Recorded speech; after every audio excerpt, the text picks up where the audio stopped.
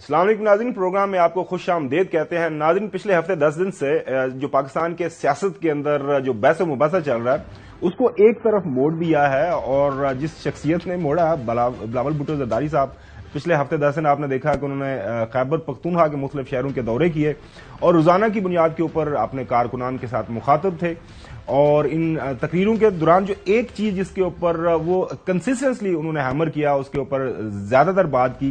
وہ یہی تھی کہ جناب اعلیٰ جو پاکستان کے اندر ظاہر ہے الیکشن کی طرف جانا ہے، اور پاکستان کا آئین یہی کہتا ہے کہ عوام کے ووٹوں سے الیکشن ہونا چاہیے،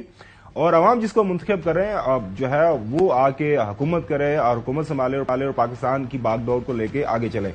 لیکن ان کی ظاہر شکایتیں کافی زیادہ ہیں۔ وہ یہ کہہ رہے ہیں کہ ایک شخص لاڈلا ہے، وہ لاڈلا بننے کی کوشش کر رہا ہے، اسپیشل پروٹوکول میں اس شخص کو لندن سے بلایا گیا، اور جب سے وہ لندن سے آئے ہیں تاحیات قائد پاکستان مسلم لیگ نون کے،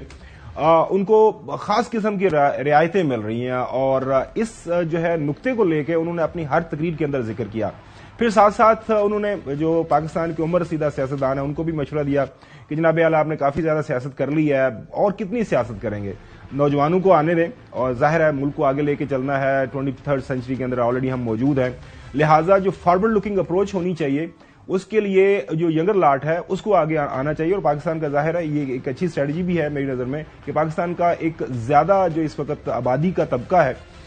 وہ ظاہر ہے وہ 40-45 ایئرز سے نیچے 60% کی بات کی جاتی ہے، لہٰذا ان کے ساتھ انہوں نے کنیکٹ کرنے کی کوشش کی ہے۔ کافی زیادہ سوالات ہیں۔ پاکستان پیپلز پارٹی ظاہر ہے PDM حکومت کا حصہ تھی،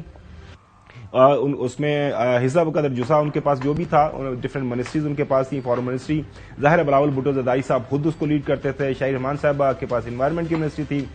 باقی بھی ان کے وزراء موجود تھے۔ لیکن پچھلے دنوں ایک میں تقریر سن رہا تھا، انہوں نے PDM حکومت کی کارکردگی کے اوپر بھی سوالات اٹھائے،